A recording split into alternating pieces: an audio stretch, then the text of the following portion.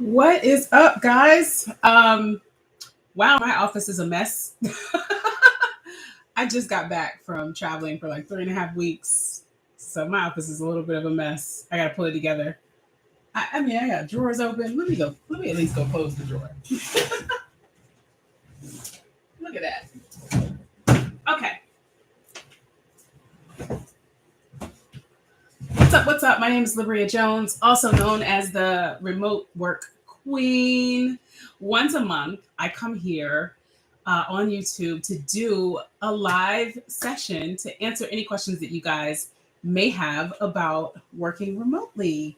And I used to do it weekly, but now I do these sessions weekly in the Quick Commuting Academy. And I can tell you all about the Quick Commuting Academy. The Quick Commuting Academy is my private academy group where people get way more resources about working remotely. So um, every week we have master classes that teach you guys how to do something that can help you land remote work, help you find remote jobs, or even freelance. So all this month of March in the Quick Commuting Academy, we've had master classes that are focused on career transitions, because that's a question a lot of people ask. How do I determine what my career should be? How do I choose the next career I want to move to? Or I'm transitioning careers and I don't know how to talk about my existing skills in a new career. So that's some of what we're talking about all this month. And I'm really excited about next month, because next month is going to be all about freelancing. So the Quick Community Academy, again, every week there's a master class every Tuesday night. And then every week they get a coaching session with me for 30 minutes. And every week we post over 100 remote jobs in the group. And once a month we try to have recruiters come and talk to the group about the jobs that they are recruiting for. So they get access to recruiters. Oh, and one more thing. They also get access to career experts at discounted rates. So if you need a resume updated, right, there's a resident resume expert in the Quick Community Academy who gives everybody a discount. If you need interview coaching, there's an interview coach in there that gives a discount as well. So Quick Community Academy is really cool. I'll give you a website in the comments that you guys can use to sign up. If you want to just test it out, you can join for free for 14 days, free for 2 weeks. Hi, S. Taylor. How you doing? I'm going to share this in the Quick Commuting Academy right quick, just because I normally do my lives there, and people may be looking for me there and not realize that I'm here on YouTube. Once a week, I'm going to do these live once a month, I'll do these live on YouTube. So let me post this in there really quickly, make sure they know that here, where I am right now on YouTube, answering questions. Stop by and get your remote work questions answered. Okay, let me drop that link. Okay, there we go. Does anybody have questions for me right now? Hi, M. Brown. How you doing? What's going on? So I just broke down what the Quick Commuting Academy is. I've been using your worksheet for my interview, and I realize I'm not as nervous because I print a copy every time I have an interview. It really helps. That's so good to hear. I'm so glad to hear that that's helpful. And best of luck in your interviewing. So what this person is talking about, somebody just mentioned that they've been using my worksheet for interviews. And what he or she is referring to is I have a course called the Remote Ready Bundle. And in that course, it guides you through the 4 phases of finding and landing remote work. And there's a whole module specifically on interviewing. And I have this whole philosophy about interviewing. My philosophy of interviewing is not to approach it from a standpoint of you're in a room trying to beg for a job. You are in a conversation, sharing information about your background, your skills, your education, your values, and things like that. And they're deciding if you're a fit. And you are also getting information from them about what kind of company they are, how they'll support you, how they'll manage you, and how they will basically move your career along and develop you, and you're deciding if they're a fit for you. So it's really just an exchange of information, and they're interviewing you, but also you're interviewing them, right? So I think the approach to interviews has to shift just a little bit. But in that module, there's a couple of great things in there. One, everybody loves the mock interview, where my friend Jenna Mulherin actually interviewed me for my previous job as a project manager. And I also put together a workbook to help people prepare for an interview and tell you exactly how to prepare for an interview. Because I'll tell you, a lot of the nerves comes from not being prepared. If you're prepared, it might be a little bit easier. I'm not going to say it's going to completely take away nervousness. It's actually natural to be nervous in an interview. And there's nothing wrong with nervousness. It's not a negative feeling, it's not a negative emotion. It just lets you know that something's important to you, right?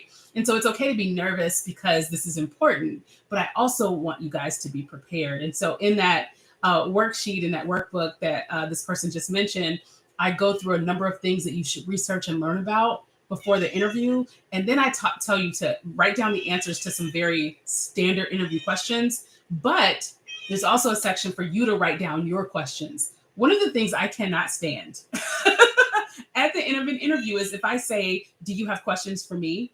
and the interviewee says no. That tells me that it makes me feel like you're disinterested. It tells me you haven't really done any research. You should have questions at the end of an interview, right? And can you share with me some of the questions that you have been asking in your interviews as well? Oh, you said they ask all the questions that are in the workbook. Okay, so in the workbook, again, there are a list of kind of standard questions, standard interview questions that I want you to be prepared to answer. And this person just mentioned that every interview she's been in has asked those questions. That's great to hear. That's great to hear. It's great to hear that, it's truly preparing you for those interviews. I'm going to drop a link to the Remote Ready bundle so that people get access to it. If you want to check it out, it's less than $50. It's $47. And it's about 17 videos. It actually can be done in a weekend. It can be finished pretty quickly because the videos aren't long.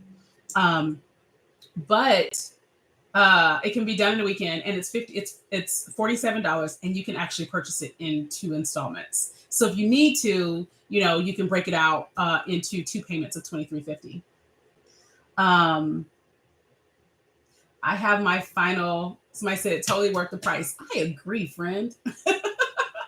I have my final interview for a remote RN job on Friday. Oh my God, I'm so excited for you.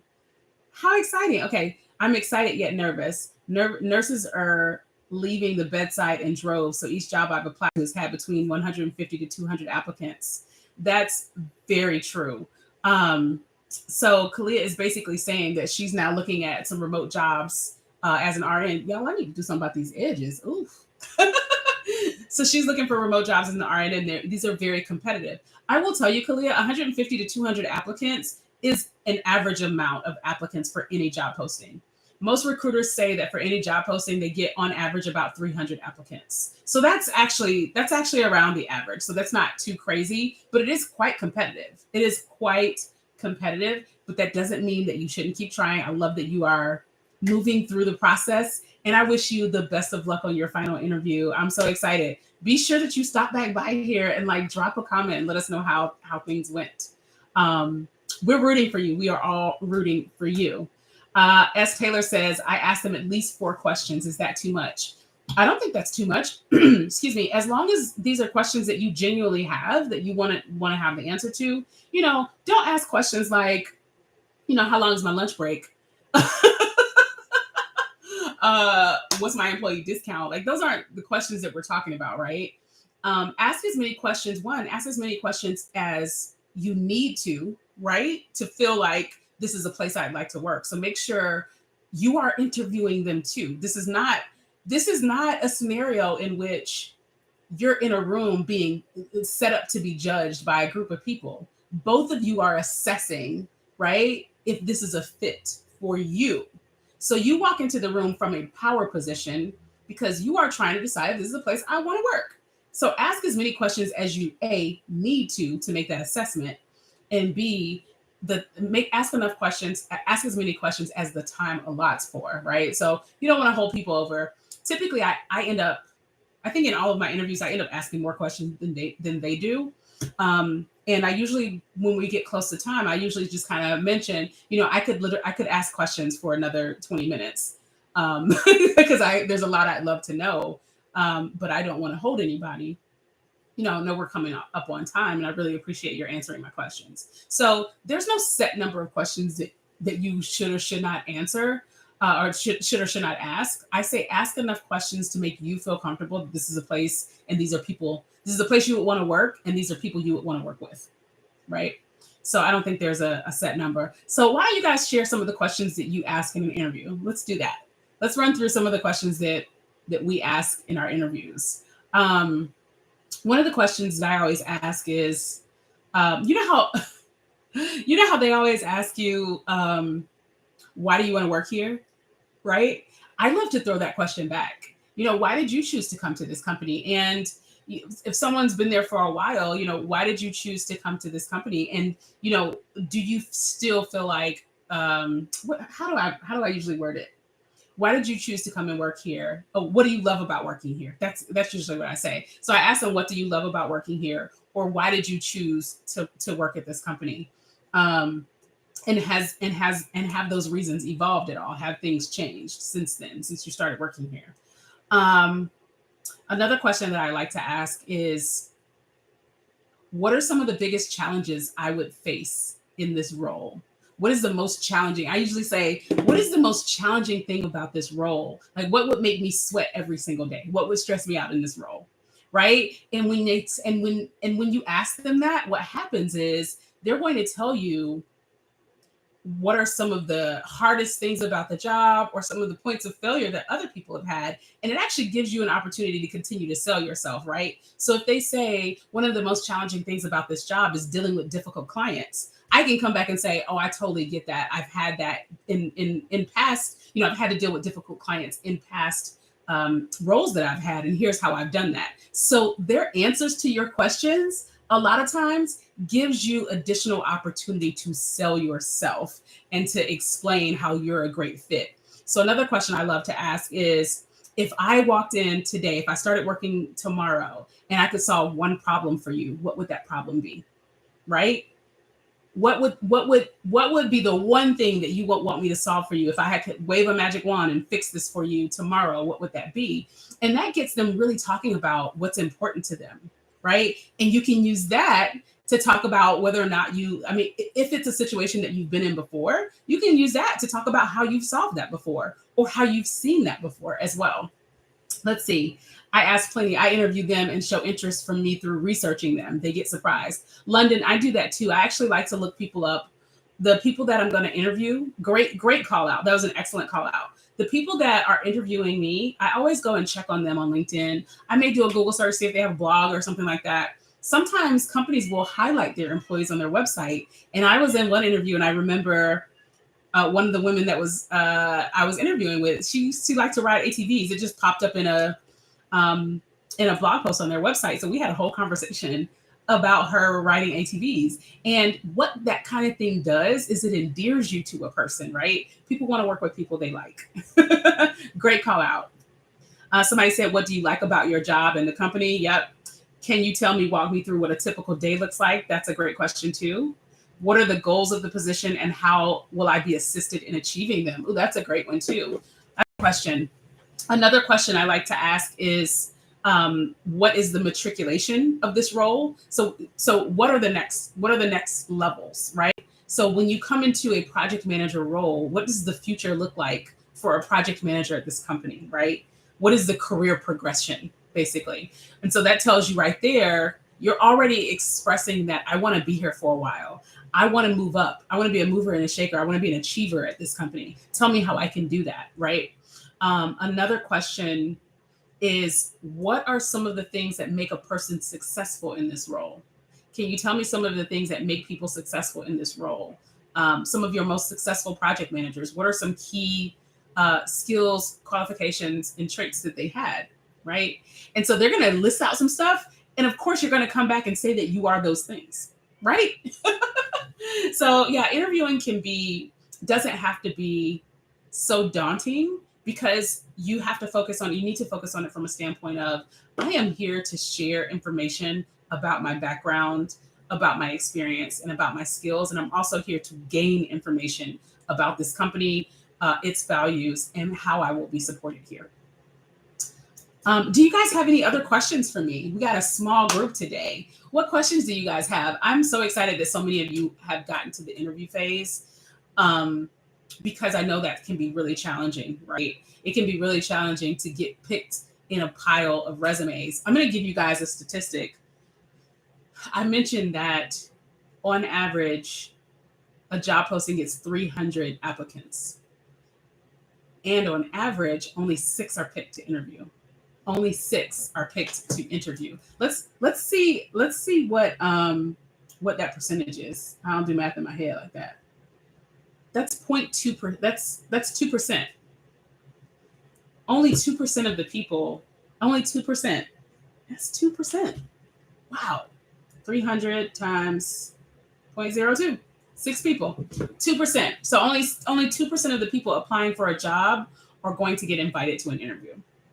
Right? So the fact that you guys have made it to the interview round is a huge deal. It's a huge, huge deal. I'm so proud of you and so excited for you.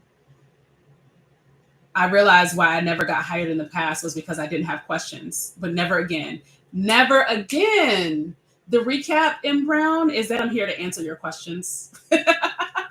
I'm here to answer questions. This is my monthly office hours for the public. If you guys have questions about your remote work search or remote work in general, the Tulsa remote program, life in general, where I got my hair braided, why my edges ain't laid, whatever you want to know. I don't feel bad now about not getting jobs I interviewed for. Yeah. So, yeah, I mean, when you think about it statistically, it's tough. So I'll say this. So let's say 300 people apply for the job, right? 300 people are applying for the same job. And in most cases, it's not like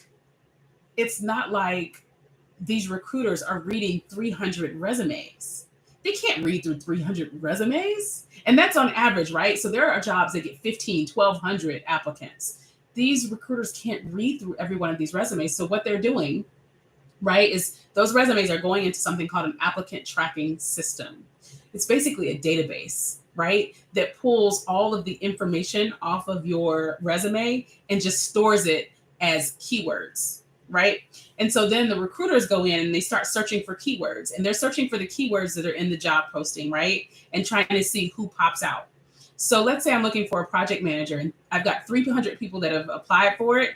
I'm going to go in my database and I'm going to search for schedule, clients, because I work in a client facing role. I'm going to do a search for, a few keywords that are related to project management. And the ones that have the most keywords are going to be the ones that bubble up to the top, right? So that 300 has now whittled down to 50. Let's say it's whittled down to 50 because I did a keyword search and 250 people didn't put enough keywords in their resume.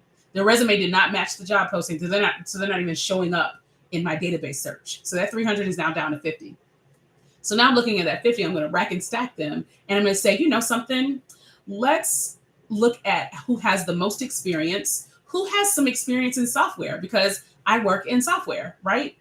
Who has a PMP certification, right? And so then that 50 now becomes about 12.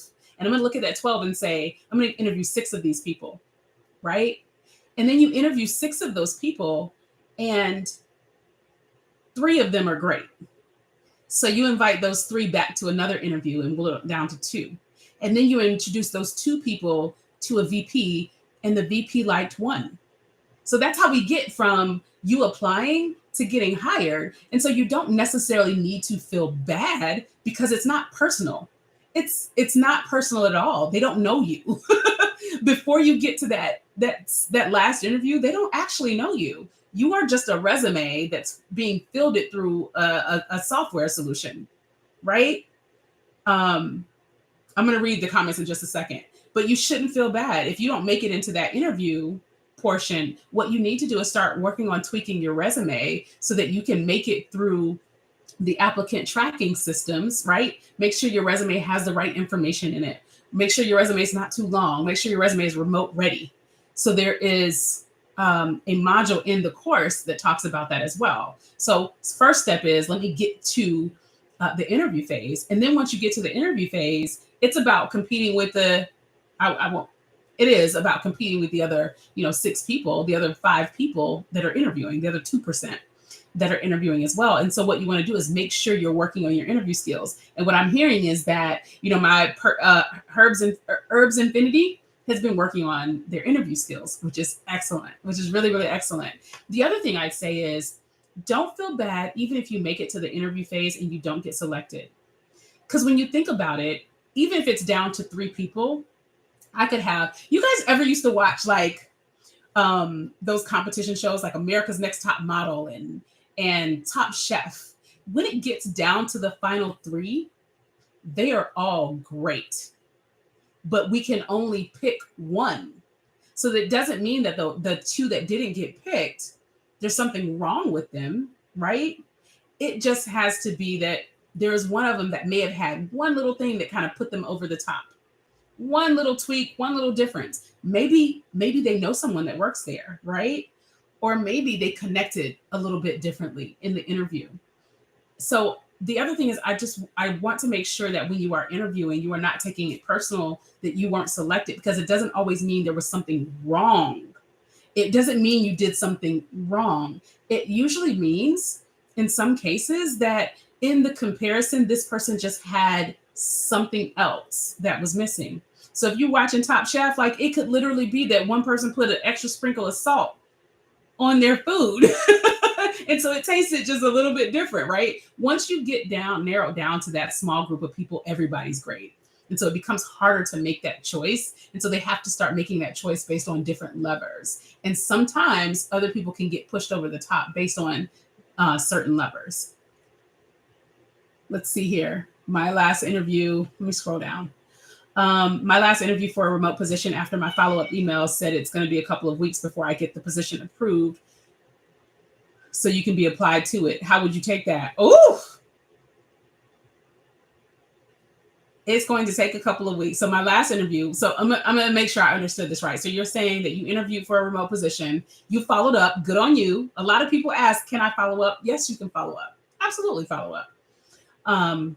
They said it's going to be a couple of weeks before I get the position approved so that you can be applied to it. How would you take that? So I'm really big on not making assumptions. I would just ask the question. I would honestly just ask that person the question. You've already reached out and followed up with her. So it's going to take a couple of weeks before I get the position approved so that you can be applied to it. You can follow up and say, I've never had to interview so much in my life, but I've gotten better thanks to you. So thank you. You're welcome. Some positions require you to interview a lot, but there's nothing wrong with you following up and saying, could you clarify this process for me? Right? Could you clarify this process for me? What are the next steps? Right? Yeah, I would reach back out and just get clarification on that. Just reach out and say, hey, I'm not sure I understood. Could you clarify what the next steps in the process are? What do you notice first when you come across a resume? Me? What do I notice first? Well, that's a good question. If it's too long, I definitely notice that. I don't need to know that you worked. I really don't need to know that you worked at McDonald's in 1992. Like, that's not important. First thing I notice is if it's too long. And then I usually just kind of same thing that people are doing in those databases. I start scanning for keywords. First thing I do is start scanning for keywords. Like, if I'm looking at a project manager resume, I want to see that they've articulated some project management. The next thing I kind of look at is skills. And I'm usually looking for soft skills. I tell people all the time, soft skills is where the money is. Technical skills can be taught. I can teach anybody how to build a project plan. That's easy. I can teach anybody how to do that. What I cannot teach people how to do is to take the initiative, to problem solve. I can't teach people how to be diplomatic. I can't teach people how to be mediators. I can't teach people how to be servant leaders. You know what I'm saying? So soft skills is really important to me. I tend to look at those.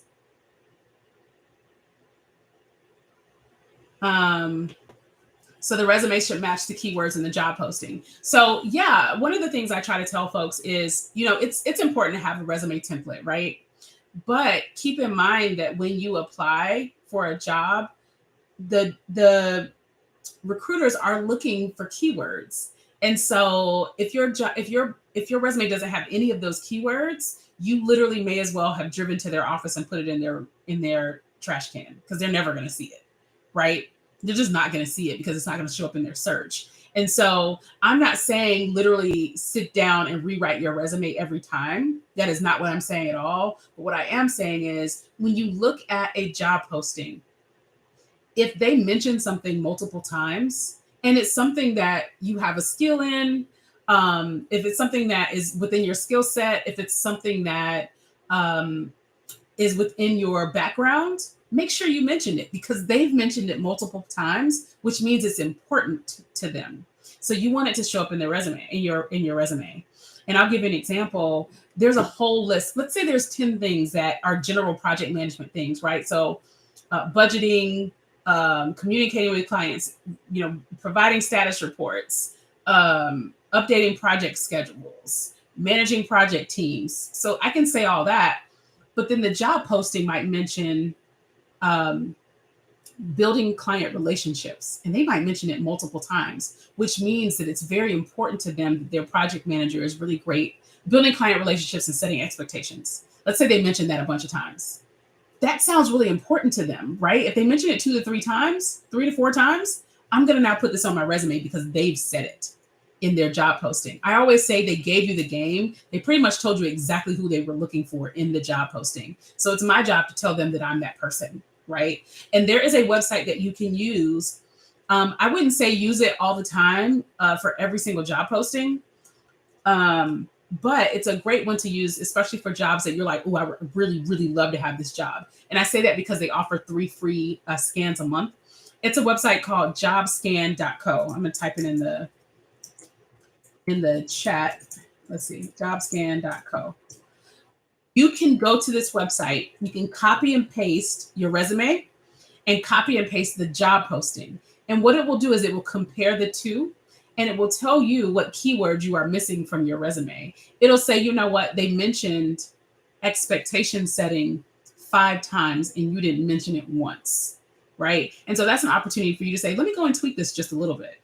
Now, again, I'm not telling you to rewrite your resume at all. What I'm saying is there are, maybe 2 or 3 keywords that are recurring in every job posting. If it's not in your resume, make sure you add it in. That's what I'm saying.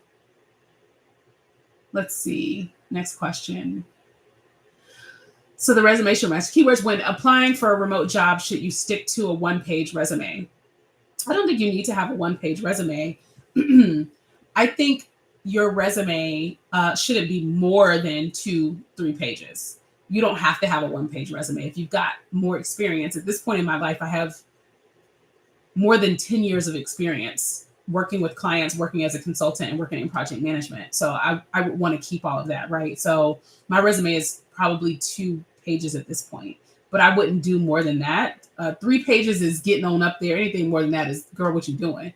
Now, there are some professions for which that's important, like professors. When they do CVs, their resumes tend to be pretty long, but in general, your resume doesn't need to be that long. Constructing the perfect resume is exhausting. That's true. It's kind of exhausting. The good thing is there's a lot of people who do resumes. If you just go on Instagram and do a search for resume expert, there's so many. There's my girl Charnay at Resume Addict.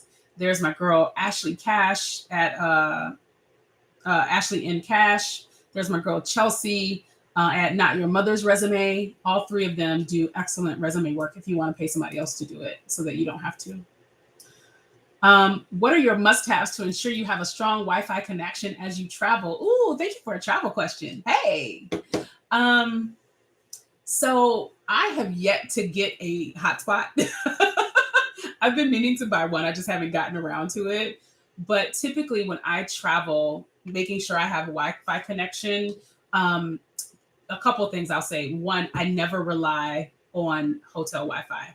Hotel Wi-Fi is very inconsistent, so I rarely ever rely on it. If I get there and the Wi-Fi is pretty good, then sure, that's fine. But I usually look for a co-working space nearby.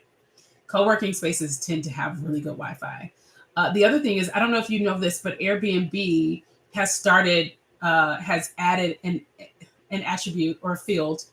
They've added a field for Wi-Fi information, right? So Airbnb hosts can now post what their Wi-Fi speeds are before you book the Airbnb. So that's something I look for as well. So those are kind of two things that I do.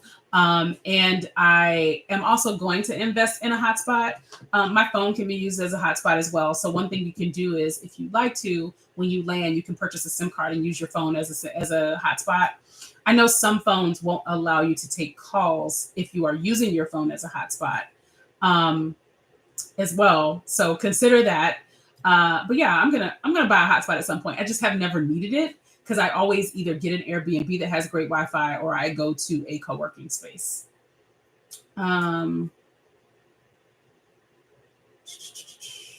What do you do with your LinkedIn if you are applying to two different titles? Oh wait, let me go. Somebody mentioned a VPN. So a VPN is not going to help with your Wi-Fi connection, but a VPN will absolutely help make your connection more secure, especially for companies, people who work in with secure information. Like if you work in the finance or healthcare industry, a VPN is going to be important. Additionally, a VPN is great to have if you want to watch Hulu while you're abroad. So there's that. What do you do with your LinkedIn if you're applying to two different titles? So I have done that. So I'll apply for project management and program management, process improvement types of positions. So the good thing about your LinkedIn is that it can be longer and have all of your work history, right? LinkedIn can have your whole story in it, right? And so from that perspective, what you want to just do is make sure your LinkedIn is telling the story about how your background is applicable to both roles. A resume needs to be concise because someone's going to print that out and just look at it. I can search through your LinkedIn page. I can literally go control find and search through it. Or what's going to happen is, for recruiters, the same way they're searching for keywords on a job posting, they go on LinkedIn and do just a keyword search as well and see who pops up. And so it's actually better to have more stuff on your LinkedIn than it is it's not quite like a resume. It's great to have more stuff on your LinkedIn because as recruiters are searching keywords, you're popping up in their search results. I don't know if you've ever seen it on LinkedIn where it says, 21 people viewed your profile today, or you showed up in 30 searches today. That's why, because you've got all that stuff in there. So you don't have to limit the background that you have on LinkedIn. I wouldn't suggest doing it. Feel free to put all that stuff. Maybe not that you worked at McDonald's in 92, but everything else for sure. And fun fact, the job that I have now, I got from LinkedIn. I didn't apply for it. The CEO of the company I work for now found me on LinkedIn, sent me a connection request, then sent me an inbox message and got on a call with me and hired me within 2 weeks.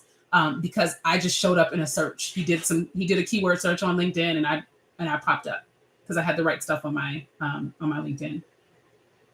How many years back should your resume be? I think it depends. I think your resume should be relevant. So a lot of times people just use their resume to like plop down every single job they've ever had. And there was a point where, I had a second job, up until, I think 2010, I've always had a second job.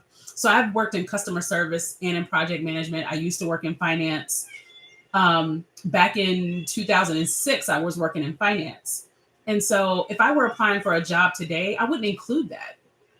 And not because it's so far back, but because it has nothing to do with the job that I was applying for. Now, if I was applying for a project management role at a finance company, I would probably include that, right? So I don't think it necessarily has to be a certain time frame. I think you should focus on what are the roles that I've had that are specific to the role I'm looking for, if that makes sense. And I've actually had someone do my resume once that kind of broke it down into sections because I was applying for, I think, a process improvement position. I was looking at a process improvement position. And so she actually set my resume up to be partially positions where I've done some process improvement and then partially program or project management.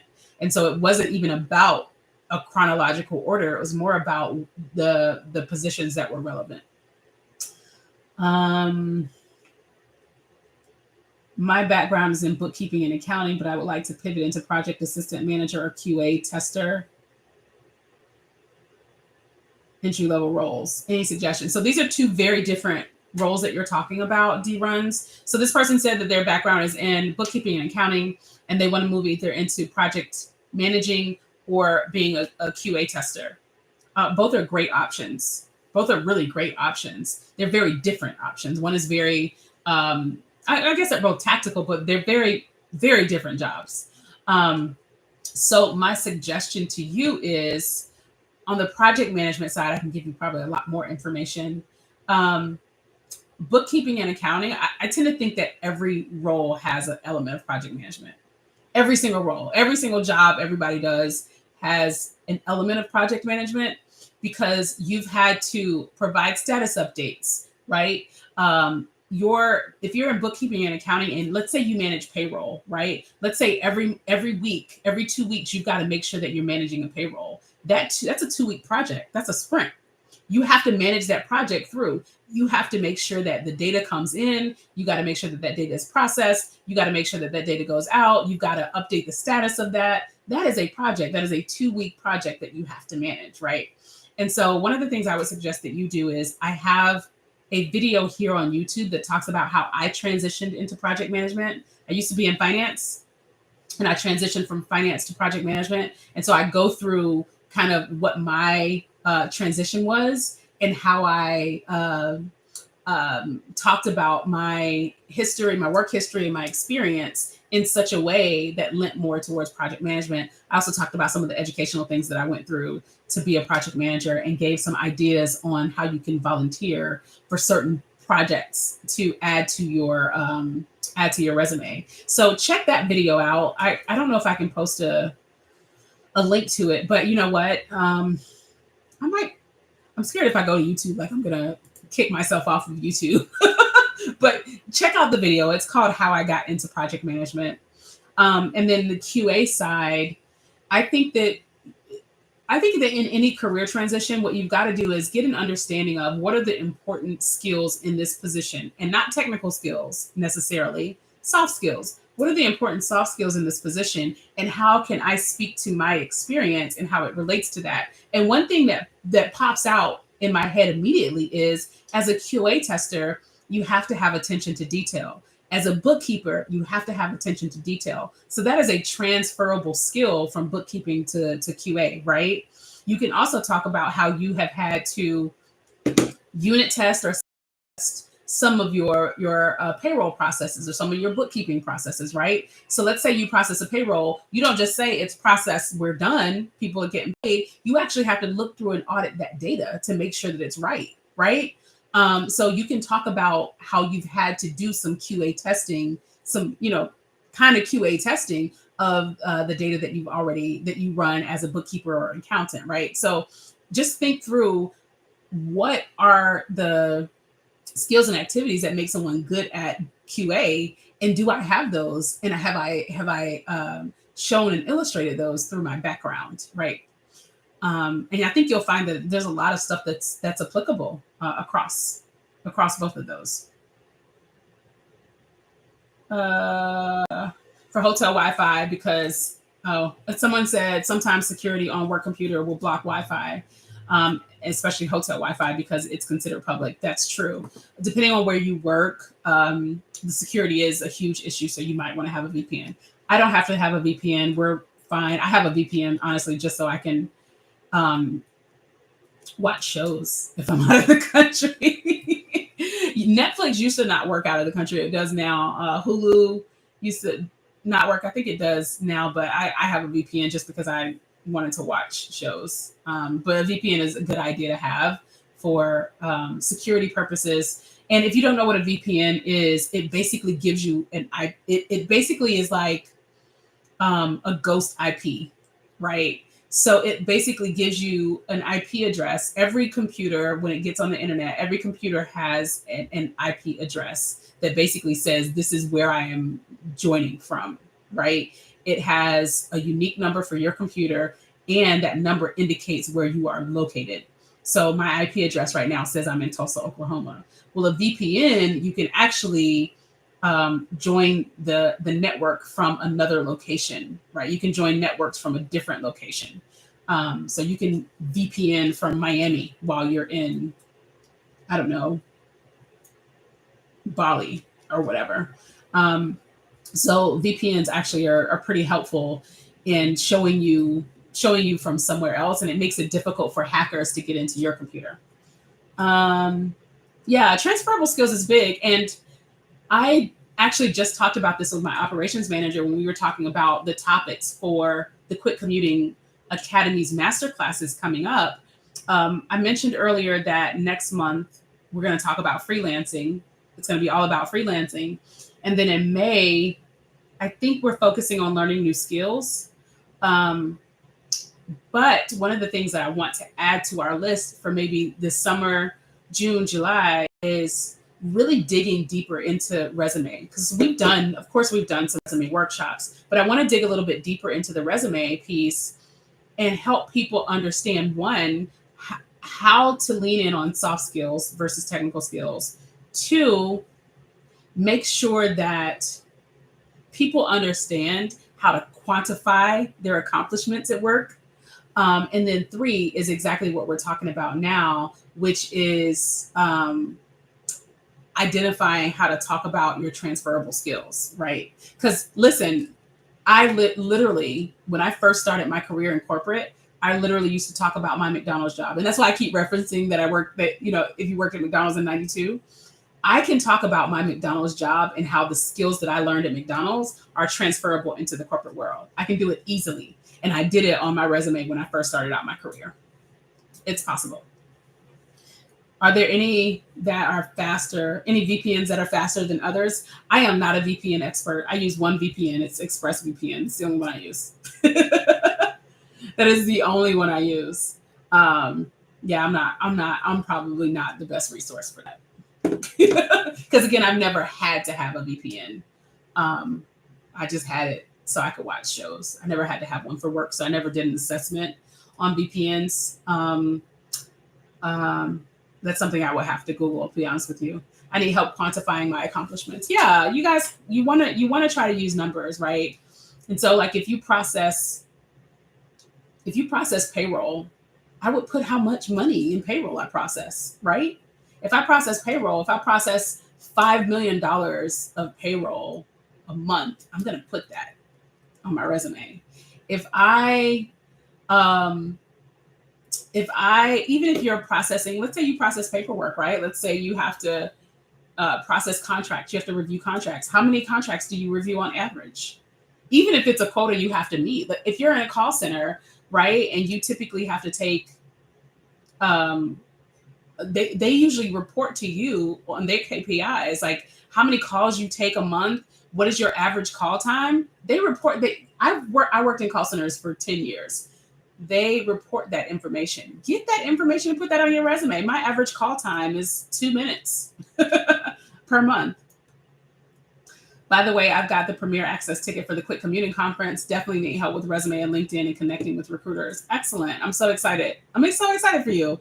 That's going to be great. So I'm glad you mentioned that. The Quit Commuting Conference, I'm hosting a 3-day remote work conference. It's the biggest remote work conference and job fair for job seekers. It's happening April 21st through the 23rd. Let me drop the website.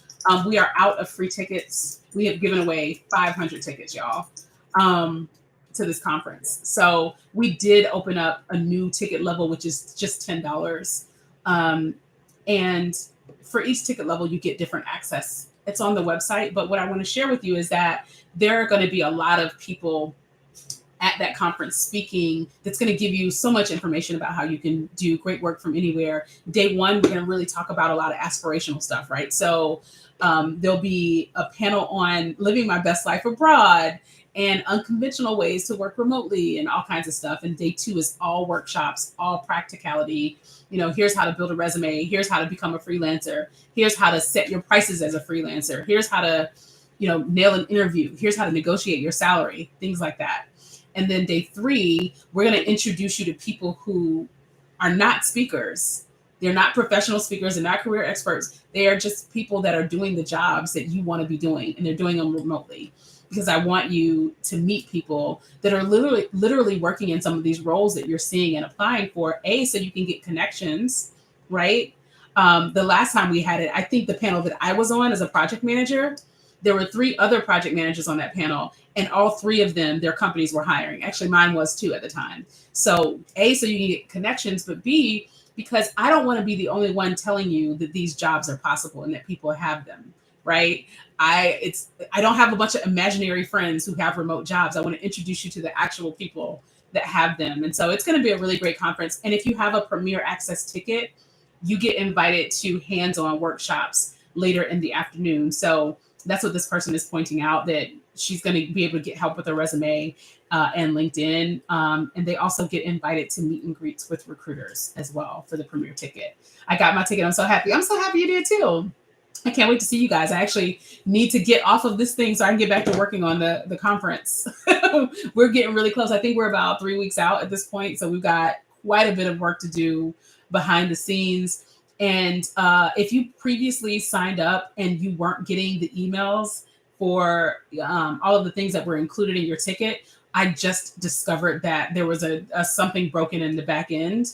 And just fixed it super early this morning. And so everybody should have their emails today. Can you upgrade? You can. It's tough for us to do it. So we usually ask people to just go ahead and buy a ticket because it's worth it.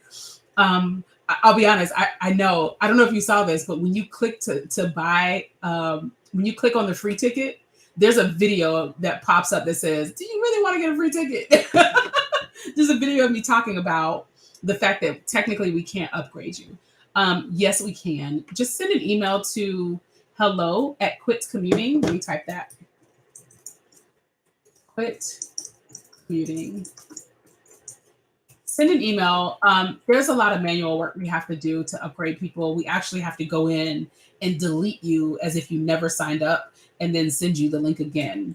So if you're listening to me right now, if you are thinking about getting a $10 ticket, it probably behooves you to go ahead and just get an upgraded ticket, because you're going to get a lot more benefits from an upgraded ticket, including access to the replays. There are some sessions that run at the same time. There's some sessions that run concurrently that you're not going to be able to go to all the sessions, right? And so you want to get access to the replays. Otherwise, we will sell the replays later. If you do already have a free ticket or a $10 ticket, we'll sell the replays later and make those available. But the folks that get full access or a Premier ticket, they'll get the replays for free as well. But yeah, Leah, if you want to email hello@quitcommuting.com and put my team to work, they can they can go in and manually delete you and then tell you that you can register over again. All right, this has been fun. Thanks for hanging out with me. I really appreciate it. I'm gonna clean up my office for the next one. It's a hot mess up in here. And I will see you guys in a month, unless you are in the Quit Commuting Academy. If you are in the Quit Commuting Academy, I will see you guys on Wednesday. Y'all have a good night.